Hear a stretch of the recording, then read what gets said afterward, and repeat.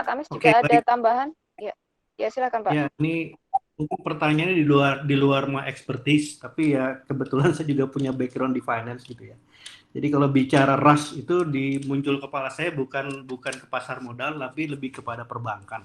Kalau saya kata-kata rush itu jadi mengingatkan saya di tahun 98, 97 ya, zaman kita dulu lagi krisis moneter.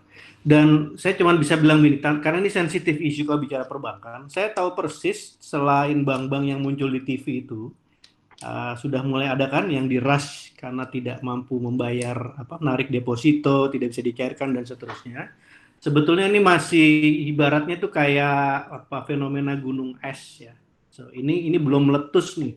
Nah, yang saya khawatirkan ini kalau pandemi ini kepanjangan, takutnya meledak beneran ini fenomena tadi itu, sehingga yang besar-besarnya justru yang akan meledak gitu. Nah, ini sensitif, makanya saya agak susah pertanyaan Ras tadi kalau saya disuruh menjawab nih Mbak Siti, karena di kepala saya langsung bang, dan saya kebetulan jadi rada tahu itu bahwa ada yang lagi cenat-cenut gitu ya bahasa saya, di luar yang udah muncul di TV dan di surat kabar, sehingga saran saya hanya bisa bilang begini, coba perhatikan lagi penempatan uang kita di bank-bank mana tadi itu, gitu ya, sebaiknya didiversify aja. Diversify itu artinya mungkin bank-bank yang terkenal tuh belum tentu baik, itulah bahasa saya. Saya nggak mau sebut nama sekali karena very sensitive. Carilah bank-bank di tengah-tengah yang medium tapi dia relatively stable gitu.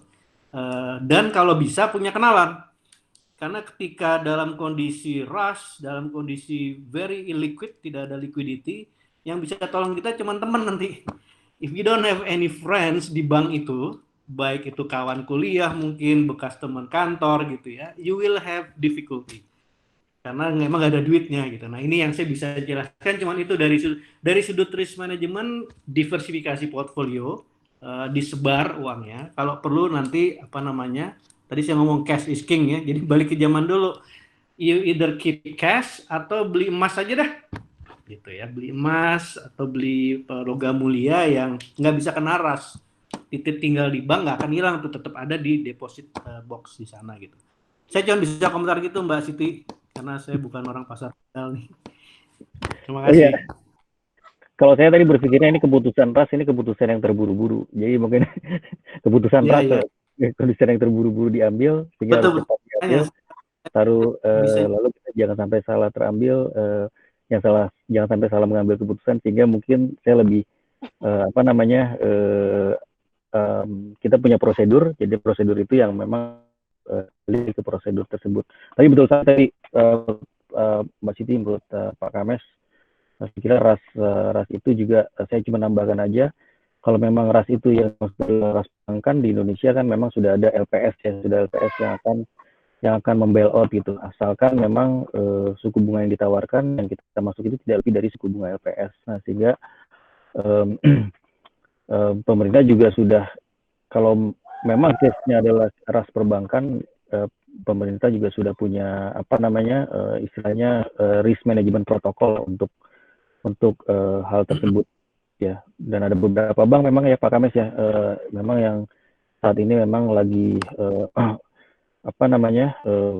mencari error, dan saya pikir itu bisa kondisi itu bisa diatasi lah. ya. Mudah-mudahan demikian Pak Pri. Baik, terima kasih Pak Pri dan juga Pak Kames. Ini ada pertanyaan dari Mas Emir Rio Krisna. Ini tentang jenis investasi yang dapat dilakukan dalam situasi pandemi seperti saat ini, terutama untuk short term investment di bawah 5 tahun, kemudian berbasis syariah dan appetite-nya low moderate. Mungkin Mas Pri dulu ini yang akan menjawab. Silakan Pak Pri. Oke.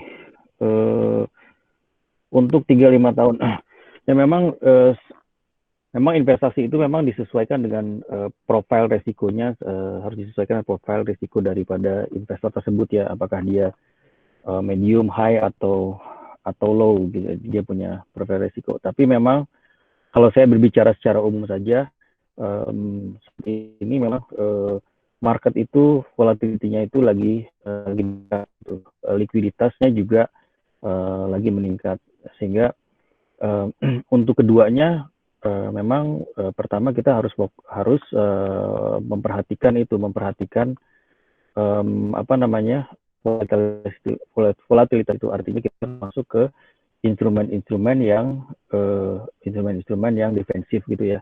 Defensif, kalau dari sisi fixed income, mungkin kita bisa masuk ke low duration dulu. Low duration mungkin saat ini kalau bonds, kalau saya ambil benchmarknya aja, nanti ini tergantung benchmarknya ya, Mbak Siti.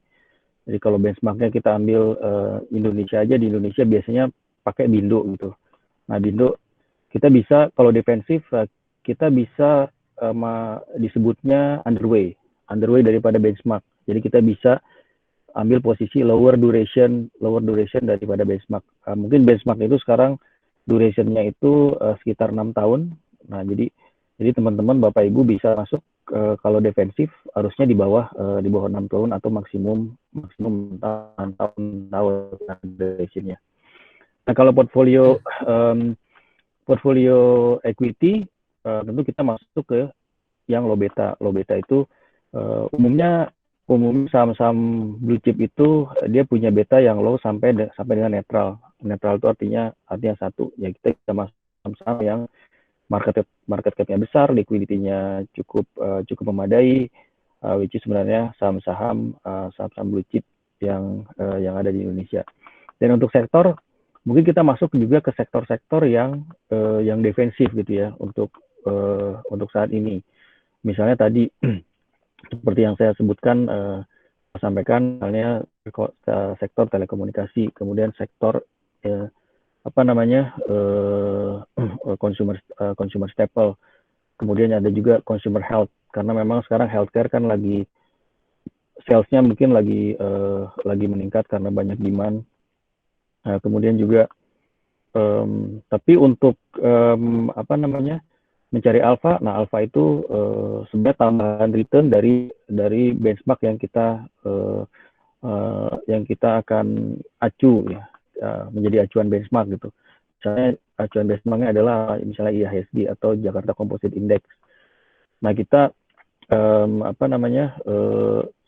untuk mencari alpha, kita sudah bisa melihat saham-saham yang memang cyclical, yang tadi sudah, artinya saham-saham yang sudah turun cukup dalam. Nah, saham-saham ini adalah saham-saham yang memang korelasinya besar dengan pertumbuhan ekonomi gitu ya. Terutama kalau saya lihat, karena lingkungan global kita sudah mulai tumbuh, ya, demand global sudah mulai tumbuh, boleh kita itu melirik saham-saham yang dipengaruhi demand-nya dari global, seperti apa, misalnya komoditi gitu ya.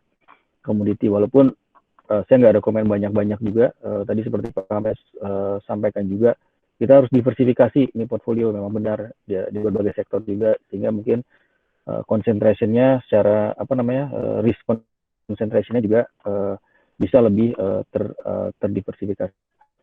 Itu saya pikir yang dalam waktu ke depan gitu, at least 1 tahun ya. Tapi kalau kita berbicara 3 sampai 5 tahun, saya pikir sektor-sektor yang non cyclical juga sudah akan rebound, terutama mungkin yang kita balik ke ke program-program pemerintah seperti infrastruktur atau construction. Nah, saya pikir itu memang saat ini saja, karena memang ada alokasi memang yang berpindah gitu dari sektor construction sedikit ke healthcare. Tapi kedepannya saya pikir itu akan tetap tumbuh, karena memang di Indonesia itu masih menjadi fokus pemerintah, sektor infrastruktur. Jadi saya kira matching 3-5 tahun sektor secara time horizon sektor infrastruktur yang akan dan kemudian yang memang yang mendukung sektor itu adalah banking sektor ya. Nah, mungkin itu ya Mbak Siti ya. Pak Kamis mungkin akan menambahkan. Oke, baik, saya coba ini ya. Ini sebenarnya areanya Pak Pri, cuman saya mau coba mengajak kita thinking out of the box gitu ya. Karena saya berkali-kali juga kebetulan banyak bergelut di startup lagi. So, coba lirik startup by the way. Tadi Pak Pri udah mention UMKM. Jadi small medium UMKM itu sekarang startup banyak sekali berkembang yang mereka menawarkan namanya angel investment. Ya, ada angel investment, ada seed funding dan seterusnya. Jadi kalau Bapak Ibu yang ini kan tergantung nih mau bicara big portfolio atau yang small portfolio.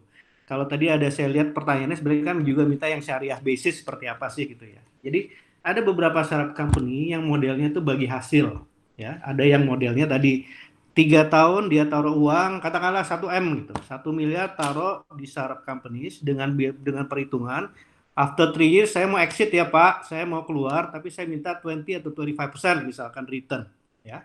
Ada juga yang kalau modelnya syariah nggak bisa digaranti returnnya, tapi nanti bila kami profit dalam 3 tahun bagi hasil sekian gitu. Nah, it's another interesting investment form by the way di luar capital market ya, di luar investment perbankan, di luar investment equity market dan seterusnya. Jadi cobalah berinvestasi di perusahaan-perusahaan startup. They are very promising dan itu banyak sekali. Caranya milihnya gimana kan? Pertanyaan milihnya gimana Pak Kamis?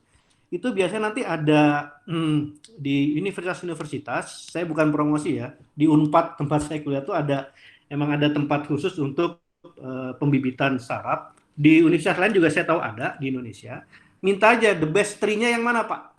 Tanya tuh ke ininya, pemimpinnya di sana, the best tree startup-nya mana? Mereka pasti semuanya perlu uang. Mereka pasti butuh investasi dari pemilik modal, baik besar ataupun kecil, agar mereka bisa bertumbuh dan berkembang. Ingat ya, Bapak Ibu, Gojek itu lahirnya dari Indonesia, sekarang bukan punya orang Indonesia lagi gitu lah. Kan sedih. Jadi sebaiknya, jadi saya kesebut nama nih, tapi sebaiknya itu stay in Indonesia with the Indonesian investors, karena banyak sekali perusahaan startup yang butuh bantuan kita. Tapi orang kita bantunya yang gede-gede, yang punya asing gitu loh. Saya nggak ngerti tuh logikanya bagaimana gitu. Jadi this is a challenge. Jadi kalau Bapak, Ibu, terutama yang masih muda-muda di sini ya, mau membesarkan karya anak bangsa, banyak yang pintar-pintar, jadikan itu aset bangsa dengan cara Pak kita yang invest, jangan orang asing yang invest. Kalau bolak-balik yang invest dari China, dari Amerika, selesai kita. Jadi it's not Indonesian anymore. Gitu ya. Nah, itu banyak yang menawarkan keuntungan lumayan gitu. Karena saya di beberapa startup yang saya geluti, kami juga bisa menjanjikan profit yang lumayan. After 3 years, valuation Bapak nih akan naik 3 kali lipat loh Pak. Gitu. Dan jadi ketika bicara valuation, memang itu tidak bisa kita janjikan, tapi valuation itu dikeluarkan oleh lembaga yang independen. Lembaga independen artinya memiliki sertifikasi untuk membuat valuation. Dalam 3 tahun, 5 tahun ke depan, nilai perusahaan Bapak jadi berapa sih? Gitu.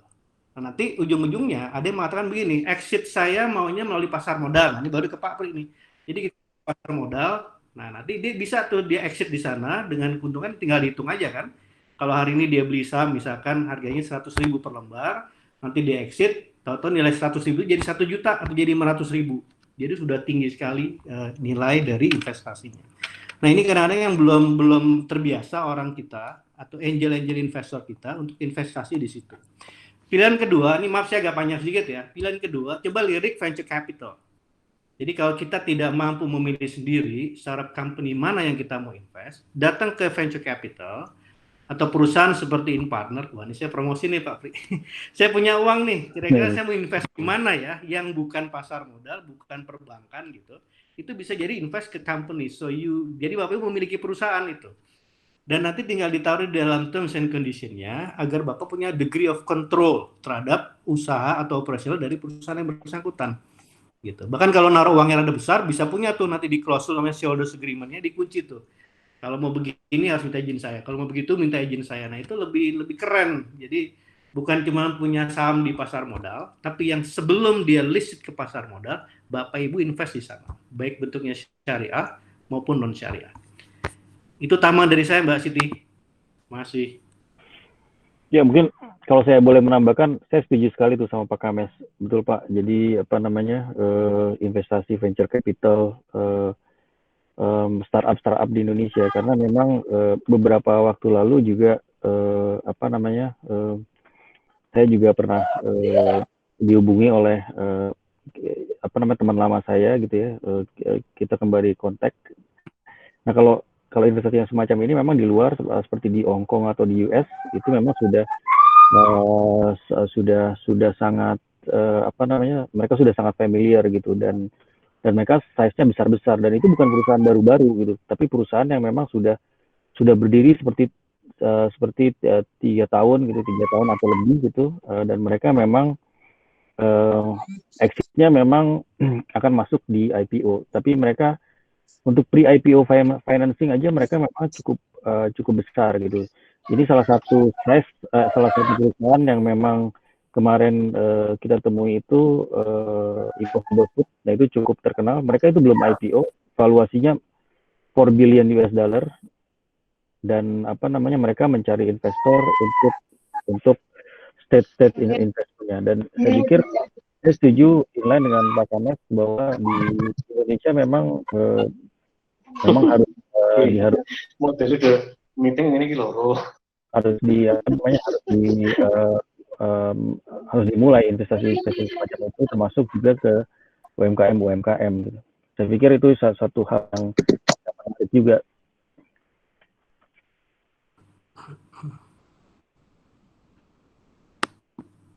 Oke, gitu mungkin. Oke. Terima kasih Pak Pri. Ini ada pertanyaan terakhir ya. Ini pertanyaan terakhir dari Pak Anas Salatiga tentang investasi luar negeri. Saat pandemi ini, apakah investasi dari Timur Tengah masih cukup menjanjikan, dan bagaimana bila dibandingkan dengan potensi di dalam negeri? Pak Pri lagi sepertinya yang menjawabnya. Silakan Pak Pri. Ya, memang di Indonesia memang yang di apa namanya, dijamin oleh OJK itu ya, artinya secara regulasi itu dilindungi investornya adalah negara-negara yang tergolong dalam IOSCO gitu. IOSCO itu kayak ada asosiasi pasar modal di seluruh dunia gitulah, semacam itu. Jadi tapi memang produk-produknya memang harus listing di Indonesia. Jadi kalau ada teman-teman gitu yang bapak ibu yang invest di apa namanya, di produk-produk yang listingnya di luar gitu, nah itu tidak dijamin atau tidak dilindungi hak-haknya oleh OJK. Nah, untuk itu kita harus melihat pertama adalah produk yang listing di Indonesia. Nah, seperti saya pernah punya pengalaman, kita bikin reksadana yang invest di perusahaan-perusahaan yang ada di luar, terutama Asia Pasifik, mengikuti indeks MSCI Asia Pasifik gitu. Dan negara-negara yang tergolong dalam MSCI Index itu adalah negara-negara yang menjadi member IOSCO. Nah, jadi yang pertama saya pikir itu dulu yang harus kita lihat, terutama nanti kan itu kan kaitannya dengan mungkin risk management kita kan, risk management kita dalam kita berinvestasi gitu ya. Nah, kalau kalau sektor atau country tadi kan, investasi luar negeri dari Timur Tengah ya, kita mesti lihat view sektornya dan view country-nya kalau begitu. Jadi kita harus bisa melihat misalnya GDP dari suatu negara tersebut, kemudian juga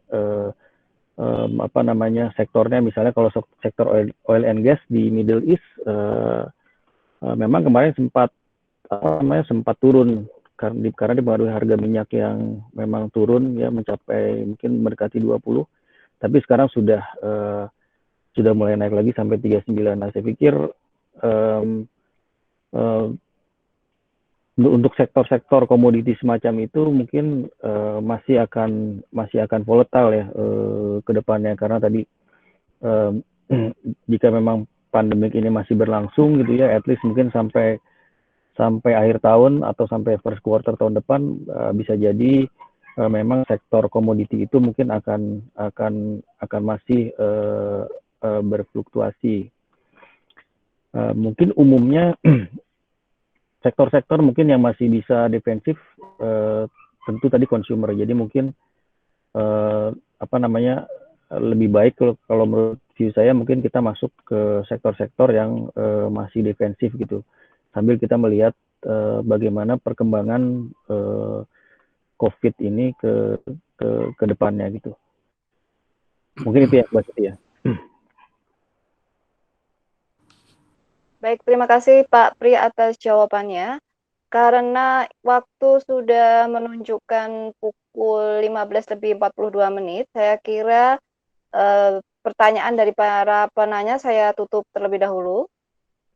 Dan sebelum penutupan, saya minta kepada seluruh peserta untuk menyalakan kameranya, tetapi dalam mode silent. Jadi kameranya saja dibuka untuk di screenshot oleh admin.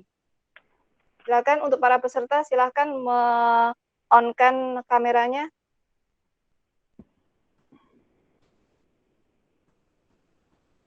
Ya, silakan. Yang belum, para peserta silakan untuk meng-on-kan kameranya.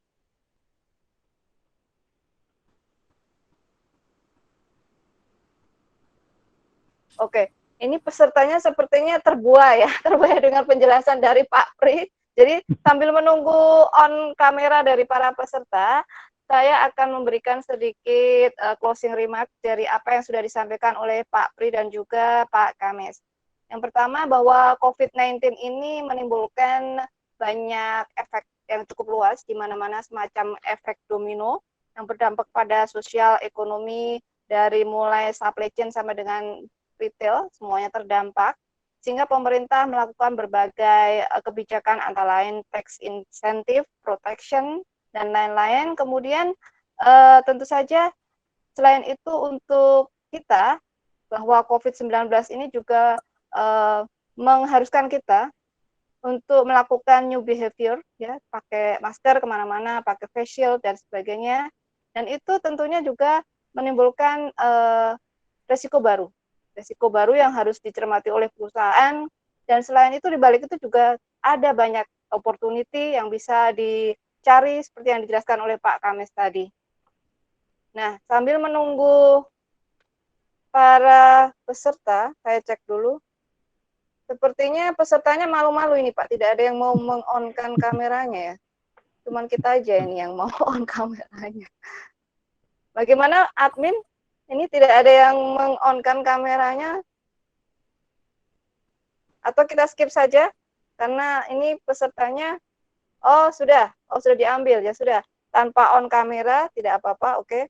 Baik, Pak Pri maupun Pak Kames, saya mengucapkan terima kasih atas kesediaan Bapak untuk meluangkan waktunya dan juga memberikan penjelasan yang sangat menarik dan sangat jelas di talk show online pada sore hari ini. Semoga bermanfaat ilmunya bagi kita semua, dan semoga kita semua tetap sehat dan tetap bersemangat menjalankan aktivitas kegiatan sehari-hari. Dari saya cukup sekian, apabila ada salah kata saya mohon maaf.